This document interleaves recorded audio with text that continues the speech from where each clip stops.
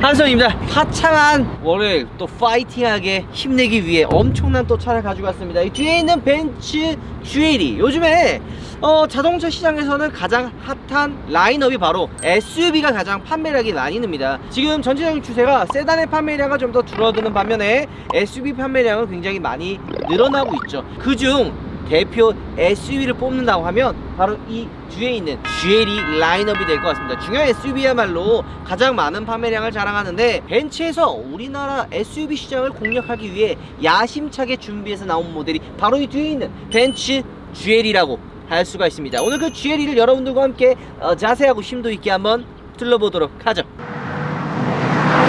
사실 이 SUV라고 하면 이전에는 약간 투박하고 오프로드, 뭐 상남자의 차, 약간 이런 이미지가 강했지만 요즘에 약간 도시명 SUV라서 온로드용 SUV, 뭐 좀 더 세련되고 스타일리시하고 실용성을 좀 더 강조한 느낌이 강한데요. 이 뒤에 있는 GLE도 마찬가지입니다. 오프로드용보다는 온로드, 도심에 좀 더 적합한 그런 녀석이라고 할 수가 있죠. BMW, 벤츠, 아우디, 뭐 여러가지 브랜드가 있습니다. 지금 나오는 차들 대부분이 완성도가 굉장히 높고 다 대부분 완벽하게 나오기 때문에 이 차가 좋아, 저 차가 좋아, 저 차 후졌어, 이렇게 좀 약간 비교하기보다는. 아니 그럼 차 살 때는 뭘 봐요?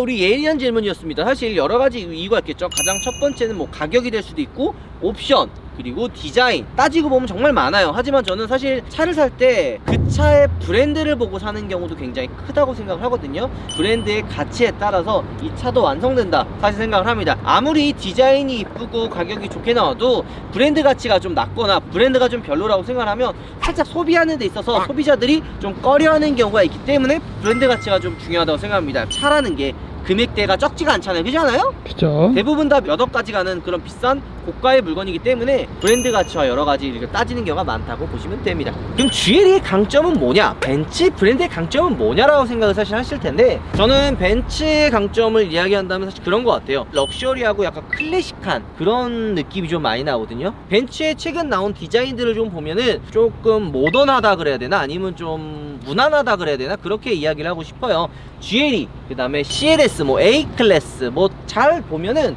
차 자체 디자인들이 좀 되게 무난무난합니다. 최근에 나온 벤츠 디자인을 보면서 뭐 여러 반응이 좀 나오는데, 한 가지 반응, 좀 깔끔하다, 좀 이런 느낌과, 나머지 하나는 너무 심심하다, 약간 좀 벤츠 디자인 산으로 가는데, 약간 이렇게 보시는 분들도 굉장히 있습니다. 하지만 저는 이 벤츠 최근 나온 디자인들을 보면 어떤 느낌이냐, 물론 제 개인적인 느낌이지만 어떤 느낌이냐면, 차가 아무래도 내가 1년, 2년, 많게는 뭐 3, 4년 정도 책 오래 타야 되잖아요. 사실 저는 차를 살 때 가장 중요한 게 뭐냐면 질리지 않는 디자인이 굉장히 중요하다고 생각합니다. 최근에 나온 벤츠의 디자인, 물론 뭐 이전에 나온 벤츠의 디자인들을 보면 좀 질리지가 않아요. 어떻게 보면 좀 무난하고 심심해 보일 수 있는 디자인인데, 반대로 슈퍼카의 디자인은 좀 강렬하잖아요. 딱 보면 야 되게 세 보이다, 강렬하다, 이런 느낌을 좀 받는데, 이런 디자인은 좀 보면은 금방 좀 질립니다. 저 같은 경우에도 실제로 데일리카, 그리고 또 벤츠나 BM을 살 때는 교환하는 주기가 최소 3년 내서 4년 정도 됩니다. 길면 5년까지 타죠. 반대로 슈퍼카는 오래 타봐야 한 1년? 1년을 넘지 않았던 게 대부분인 것 같아요. 그만큼 교환 주기라든지 좀 질리는 그런 느낌이 있는데, 벤츠의 디자인은 좀 질리지 않는다 라고 봐주시면 좋을 것 같아요. 이 헤드램프 디자인을 보면 그냥 무난무난해요. 좀 많이 좀 심심하고, 또 차에 또 중요한 게 있죠. 보이시나요? 나 벤츠다. 일단 여러분들, 이런 럭셔리한 브랜드는 이런 마크가 굉장히 커야 돼요. 왜냐? 저기서 멀리서 봐도, 여기서 봐도 뭐다? 벤츠다, 이런 느낌 굉장히 좋죠. 이런 큰 마크, 아무래도 차 크기 때문에 이 마크도 굉장히 커요. 사실 이거 보니까 생각나는 게, 우리 그때 어떤 거였죠? 악트로스인가? 맞아요. 마크가 진짜 이것도 크잖아요. 걔는 이만해요. 그때 생각이 나네요. 근데 한 가지 재미난 게, 보통 지금 범퍼에 이 그릴 같은 게 있잖아요. 여기 구멍이 뚫려서 조금 더 공기가 통하면서 엔진의 열을 사실 식혀주는데, 이쪽 부분이 다 막혀 있어요. 한마디로 인테리어 디자인이라는 거죠. 정작 뚫려 있는 거는 이 라디에이터 그릴과 이 밑에 하단에 조금 뚫려 있는데, 아무래도 사실 이 차량이 지금 직렬 4기통이기 때문에 엔진의 열이 그렇게 심한 건 아닙니다. 엔진의 열을 식혀주려고 굳이 여기까지 뚫어둘 필요도 없고요. 그래서 얘는 그냥 약간 인테리어, 왜냐면 좌우의 느낌을 이어주기 위해서 얘도 그냥 그릴로 만들었지만 뚫려있진 않고요. 여기만 뚫려있다 라고 봐주시면 좋을 것 같아요. 아무래도 SUV다 보니까 좀 약간 느낌이 덩치가 있는 그런 느낌이 좀 들긴 하네요. 그죠? 그죠? 휠 사이즈는 아무래도 좀 더 작아요. 이게 휠이 좀 작으면 작을수록 연비가 좀 좋기 때문에 얘가 350D가 연비가 공신 연비가 무려 11km입니다. 아무래도 350 디젤 4기통 디젤을 타시려는 소비자분들의 가장 큰 중요 포인트가 아무래도 연비 아니겠습니까? 그래서 굳이 큰 휠 사이즈를 넣기보다는 조금 더 작은 휠 사이즈를 넣어서 연비에 좀 더 포커스가 들어갔다 라고 봐주시면 좋은 것 같은데, 야 근데 웃긴 게 나 이거 휠 사이즈 한 18인치인 줄 알았는데 얘도 19인치야. 요즘 SUV 보면은 뭐 20인치 사실 뭐 22인치까지도 막 들어가니까 좀 작아 보이는 듯한 느낌이 듭니다. 아무래도 차체가 높기 때문에 사실 요런 게 필요해요. 이게 뭐죠? 발판! 발판. 키가 아직 작은 우리 어린 친구라든지 탑승이 좀 쉽지 않았을 때는 요런 거를 이렇게 문을 열고 밟고 올라가면 됩니다. 근데 이런 게 사실 되게 편해요. 또 잡고 올라갈 수도 있는 거고.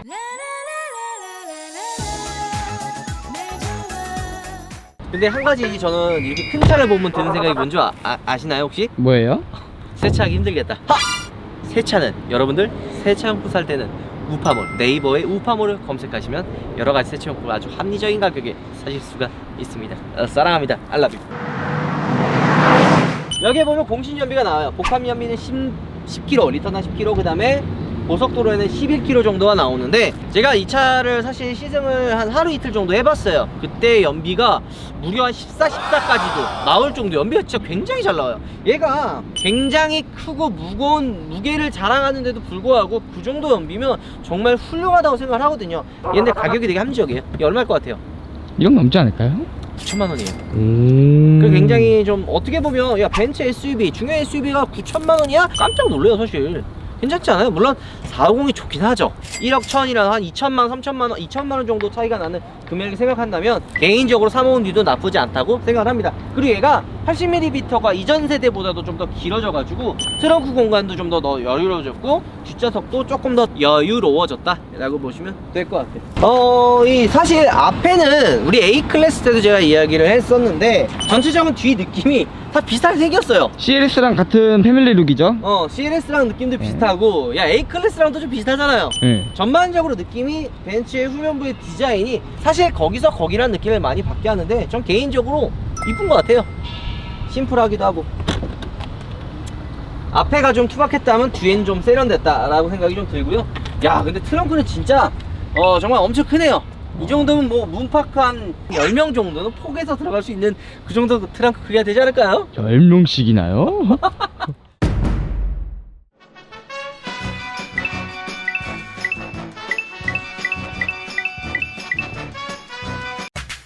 그리고 여기 버튼이 있는데 이걸 누르면 차가 지금 높잖아요. 그래서 이걸 누르면 차가 내려가요. 보이나요? 오, 쭉 내려가네요. 그죠, 내려가죠. 아무래도 차가 높아서 짐을 싣고 내릴 때 좀 힘들기 때문에 요 버튼, 여기 버튼이 있거든요. 이걸 누르면 요 차가 좀 더 내려가서 짐을 내리거나 실을 때 좀 더 편리하다 라고 봐주시면 좋을 것 같아요. 자, 실내로 넘어가죠. 와우, 외관이 조금 약간 투박하고 모던했다면 이 실내는 화려함의 끝입니다. 신형으로 넘어오면서 실내가 굉장히 예뻤어요. 첫 번째로 이 핸들 디자인 어떤가요?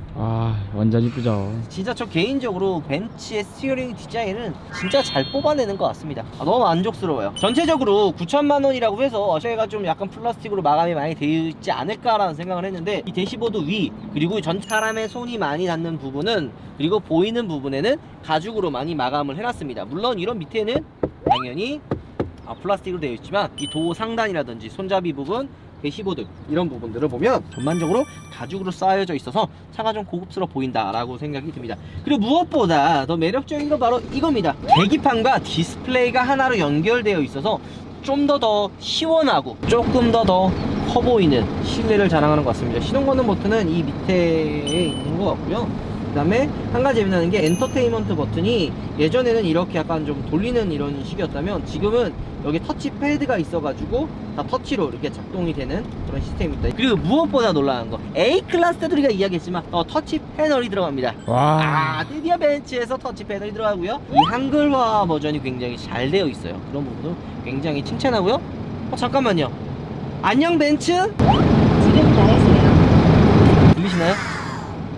내가 원하는 작업을 간단하게 명령을 할 수가 있어요. 실내에 타서 안녕 벤츠라고 이야기를 하면은 여기 있는 시스템이 바로 즉각적으로 제 목소리를 알아보고 그 다음에 명령을 들었습니다. 만약에 뭐 제가 내비게이션에 제 집을 등록을 하거나 아니면 직장을 등록을 하면은 말로 안녕 벤츠 집으로 부탁해 잘하세요. 라고 하면 이렇게 바로 작동을 되는 부분은 굉장히 심플하고 혁신적이다. 말을 못 알아듣는다든지 한글화가 좀 잘 안 돼 있어서 이걸 인식을 못하는 경우가 있는데 지금 GLE에 들어가 있는 템은 좀 잘 알아듣고 실행이 된다라는 게 좀 장점이 있다는 생각이 듭니다. 그리고 전체적으로 디자인을 보면 좀 무난무난해요. 사실 이 엔터테인먼트 버튼들과 그 다음에 요 공조기, 제가 항상 이야기하죠. 이런 공조기 사람들의 손이 많이 닿는 부분들은 좀 이런 버튼을 눌렀을 때 피곤하거나 이러면 안 돼요. 근데 좀 깔끔해서 터치하는 데 있어서 큰 문제가 없고 좀 작동이 잘 되는 것 같다 라고 봐주시면 좋을 것 같네요.